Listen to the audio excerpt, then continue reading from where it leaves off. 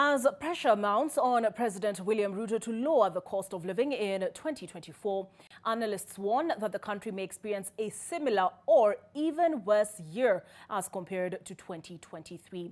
This owing to the huge amounts of debt owed by the country. However, Kenyans have been warned against going back to the streets in mass protests, as that may lead to further the crisis. Martin Mwangi with the details. On the back of a difficult 2023 for most Kenyans exacerbated by the high cost of living, President William Ruto is under pressure to turn things around in 2024. During his New Year speech, the president said that the country had made a lot of progress in a number of sectors, but the cost of living remains a big challenge, mainly due to global economical factors. The impact of global economic dynamics adversely affected us, compounded by the war in Europe, rising interest rates in America, and the unfortunate effects of climate change that occasioned the most severe drought in 40 years.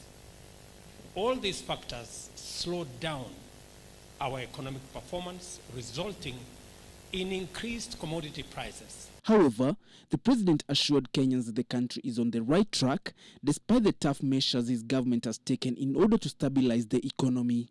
The president acknowledged that the measures have caused some challenges in the short term, but will be beneficial in the long term.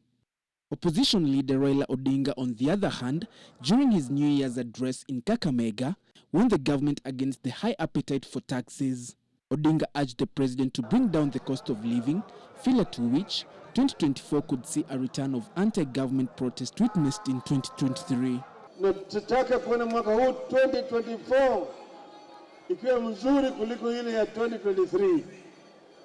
Tunataka ushuru ishuke.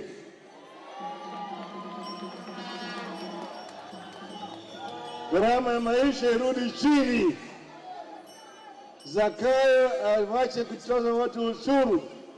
Zakayo ashuke. However, analysts argue that the measures the president has taken so far are sufficient, and bringing down the taxes right now would cause more harm than good in the long run. They're reintroduced. People would want to have, say, fuel subsidies or taxes cut or food subsidies.